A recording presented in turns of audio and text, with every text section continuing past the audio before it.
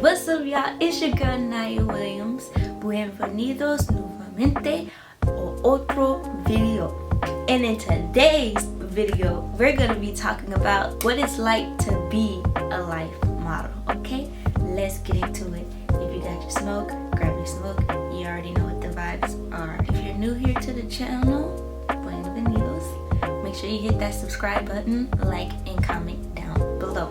So the first thing is, what is life modeling? Let me explain it to you. What life modeling is a whole new different category of modeling that is infused with art. Now, if you've seen a couple of my Instagram stories, you would see that I've shared a lot of pieces of artwork that artists have done of me, and they're really just drawings. I will put up some pictures here too that y'all can see and get a feel for what it looks like to be a life model. A lot of the times it is just models who are very comfortable in their body and in their self go to different art classes and pose for artists to capture the gestures of the model. It's a pretty simple but also challenging task to take. A lot of people don't do it, but for me, I did it and I actually love doing it too. So I'm making this video to break down what life modeling is, what it feels like to be in that environment, what to expect, how to prepare for being a life model if you're interested in being that, and also share my experience as well and how I've grown to love art and modeling even more because of this experience. So the first thing is my experience with life modeling. I've been doing it for 5.5 months, 5 months, maybe 6 months already, around there, maybe 5 to 6 months I've been doing life modeling, and I will tell you guys that it has been a great experience all the way around. Not only do I get paid very well to life model, the environment and the space that has been created by these instructors and artists and teachers have made it so comfortable for me to be my authentic self, to where I don't feel any shame or guilt for being a life model. I know a lot of people's like, well, it's nudity, you're naked, you're showing your whole body parts. Baby, I'm not busting it wide open and they telling me to bring it back. No, that's not happening. What is happening is that it's a delicate setting where you have to be very mindful of the way that you pose, because not only one, are you going to be holding it for some time, but also you don't want to show so much to where people's focus is on your hoo-ha or your You know, we're not trying to capture the details. We're trying to study the body of a human and the gestures that they make, and we're practicing how to actually capture with our eyes and put it on the paper. Now let me tell y'all, in this experience overall, in these classes, I have been learning about art too. Like, don't think that I'm just sitting there modeling and just being cute and posing. Baby, I'm learning too. I'm also networking with a bunch of artists too who do different type of comic styles, do mangas and animes and all different types of children books and all types of illustrations, right? I'm networking with a plethora of artists, and these people make it so comfortable for me to be myself and ask questions and share my experience with artwork and let them know where I want to go with my artwork, how much years of experience have they have, what were the challenges. You know, it's all about networking and communicating and building a source of information, right? And enjoyment and fulfillment. I wouldn't be doing this if I felt like I was stuck, or I had to do this to make money, or I have to do this. No, I actually find a lot of pleasure doing this. It's opening up my pleasure channels and making me feel more comfortable in my pleasure body, which is a whole new experience for me as well. Overall, has impact not only my self-esteem and how I see myself as a person and what I know, and me being open to learning things, but it's also developing my art style too. I know the last canvas I did was just a long canvas, and I just doodled on it and solidified it and was like, that's it. But this next one that I'm working on, and the ones that I'm planning on working on moving forward, are going to add a lot more depth to it. And not just because I might be drawing myself in self-portraits and drawing other people, but also mixing in my trippy artwork, overall the colorful and trippy things that I've developed over the years into a whole new way.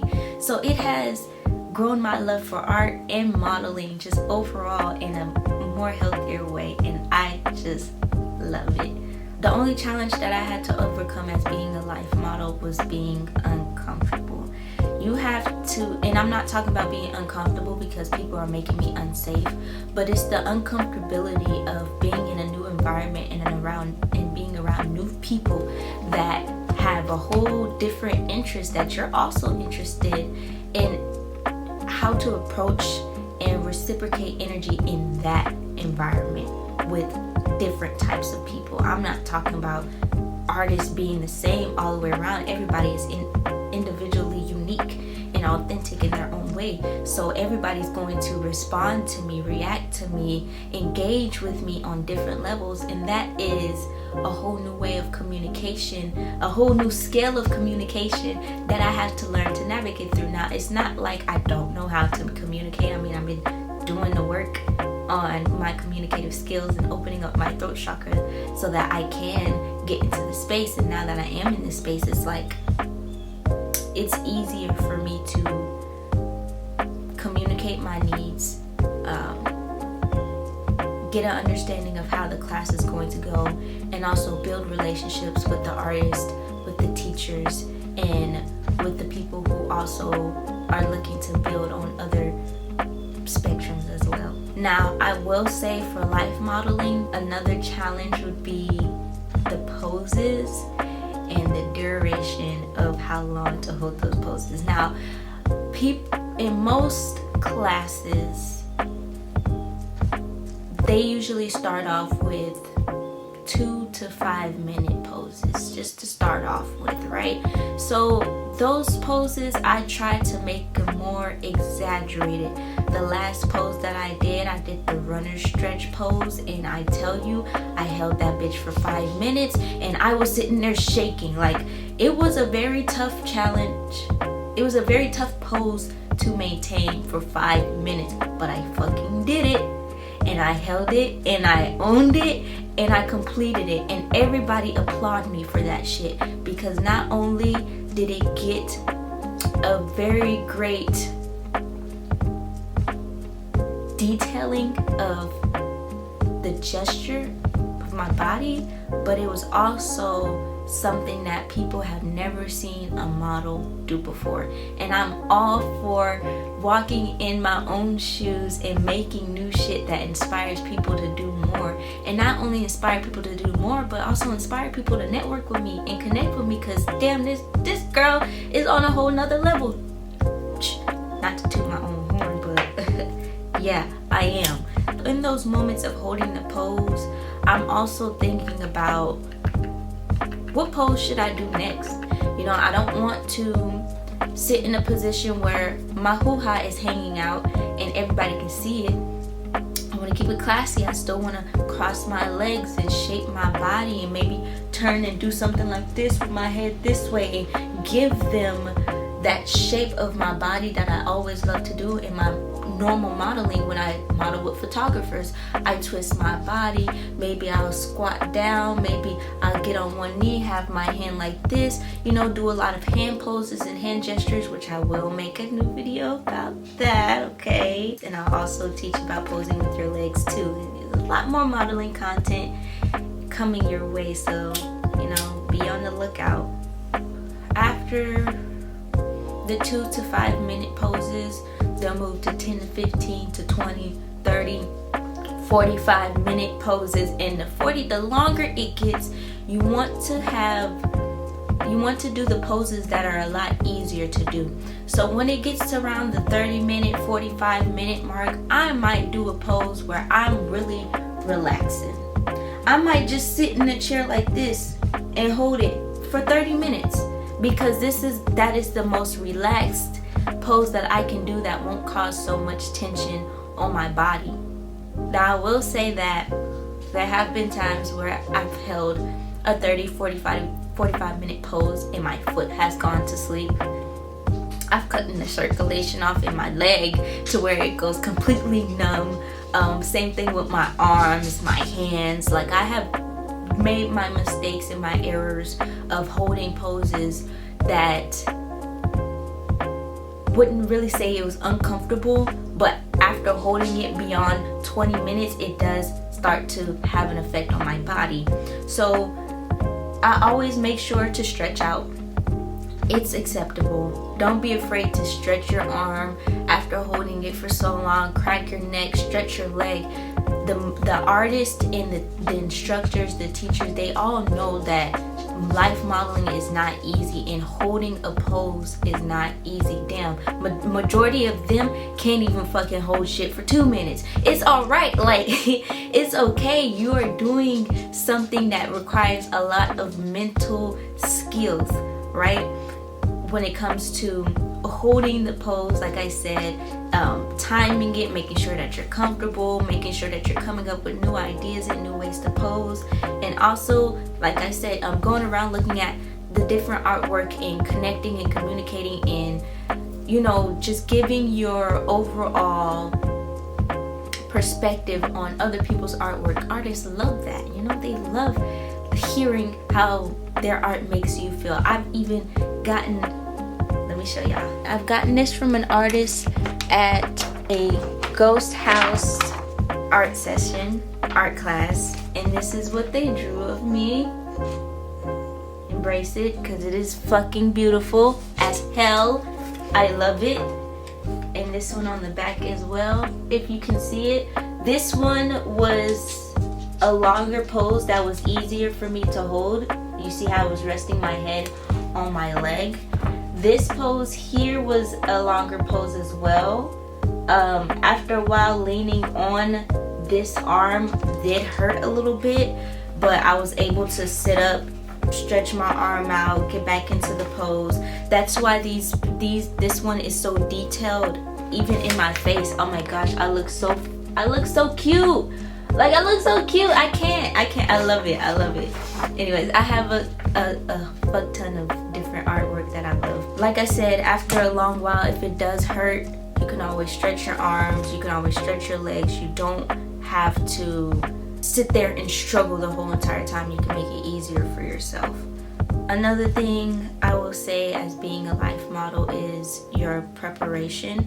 Now, a lot of the times, the art studio, the instructors, they provide the props that you're going to need to sit on, but you can also bring your own. There have been times where I didn't go nude and I wore my wraps, my scarves, or I've worn an actual dress, and over time of the class I will slowly start to change it up, and maybe I'll take the wrap scarf off, or I'll change it to something totally different, or I'll keep what I have on, right? But majority of the time I do it nude.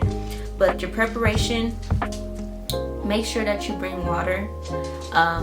I always bring a snack with me too, whether it be fruit or a little something to munch on, a granola bar or a juice smoothie, just something to stay hydrated. It can be a little nerve-wracking when you're in a new environment, and I sweat a lot. Okay, I'm not even gonna tell you that I don't sweat. I sweat because it is, like I said, a new environment that I've never been in before. So it's like my body's using a lot of energy to be in this space and to do this thing, so I need to give right back to it. And also make sure you have a rope too, something to cover. They always take breaks.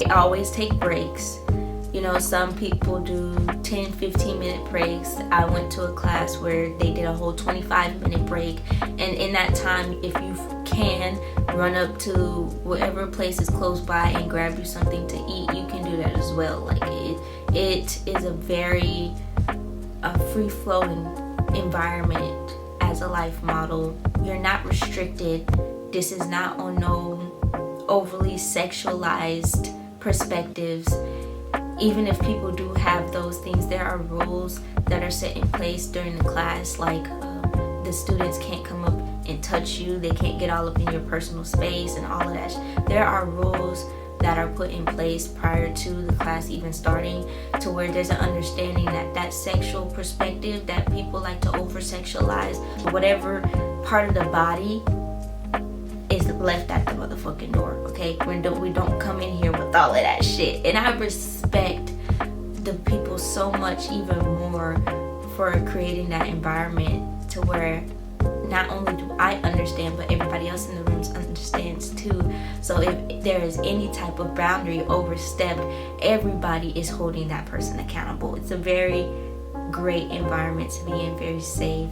Another thing I would mention is that during these life modeling classes and sessions, I always keep in mind that you might be modeling for the next Picasso or the next well-known artist out there. Shit, you might model for somebody who can do sculptures and who will probably even sculpt a whole statue of you. You might be in a fucking museum one day. You keep up with this shit. Like, I give myself so much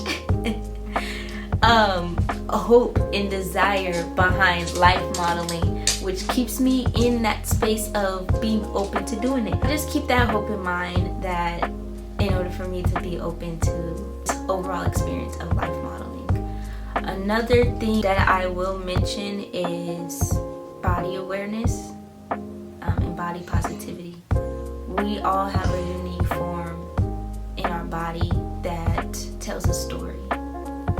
And if you are unfamiliar with the story that your body holds, you will be insecure in this space.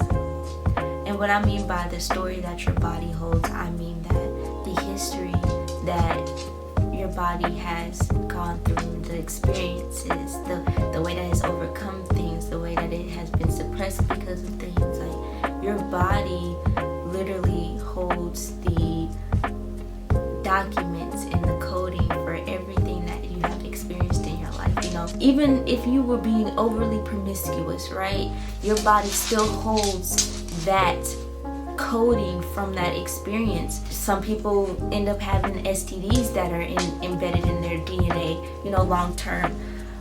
There are so many different ways your body shapes to your experiences. So you have to know your story, right? And you have to be very proud of your story, even if it has mistakes, even if there were regrets, even if there were things that you wish you did differently or wish you did do. You have to own that.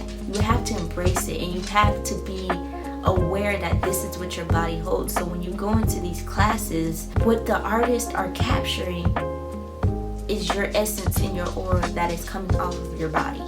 So in all reality, and they're capturing it in their mind, and they're putting it in the way that they can interpret it. That's why I love Shannon's artwork. All of her art pieces that she's done, even the ones of me, have been so amazing. Here's a picture of one of my favorite ones. And I tell y'all, she captures it so beautiful. And I went to one of her classes and she explained her whole flow of artwork, and it was just mind blowing. And I love how she incorporated the yin and yang concept with dark and light concepts when it comes to using just those two, dark and light, in order to make beautiful colors and beautiful shades. It's just amazing. You have to go check her out. You have to go. And like I said before, networking with these different artists has opened up a whole new different pool of community that I'm so happy to be a part of. This is the point of my modeling career where my art collides with it, and this is a point that's going to expand into something even more beautiful. So being a part of the modeling community, the art community, infusing that into one experience is such a beautiful thing to experience. Like, I'm so grateful. Like, overall, I'm just so grateful for being a life model. It has taught me so many different things, and along the way I have gained so much wisdom and so many different art techniques and different people that I collaborate with and I'm networking with and I'm experiencing life with and we're sharing energy with, and it's just been an amazing thing overall. And like I said, us having a very confident and professional approach to this whole entire experience and environment not only helps cultivate the positivity and the safety that we need to thrive. When it comes to being professional in this setting, you know, arriving on time or even 5 minutes ahead of time so that you have time to talk with the instructors, the teachers, making sure that, you know, y'all discuss payment options and how things are going to go, how the class is going to flow, what you're going to need. Ask any questions if you have any questions. Let them know when your next available time is. Like, being very professional on your end and also being very open to the experience and confident in your modeling skills and in your body, you will have a pleasurable experience overall. It will be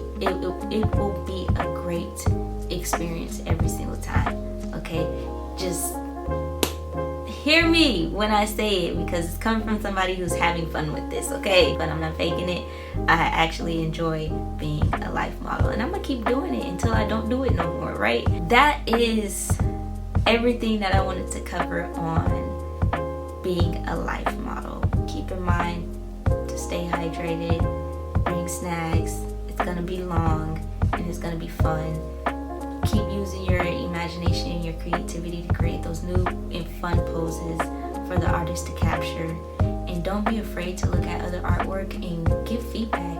You know, everybody's there to learn. Even you as a life model are there to learn different forms of art and how to model even better. So when you go collaborate with a photographer, you can do a lot of poses that you've done with your life modeling in those poses, and they can capture a whole new way of you too. It can all flow into each other if you allow it to.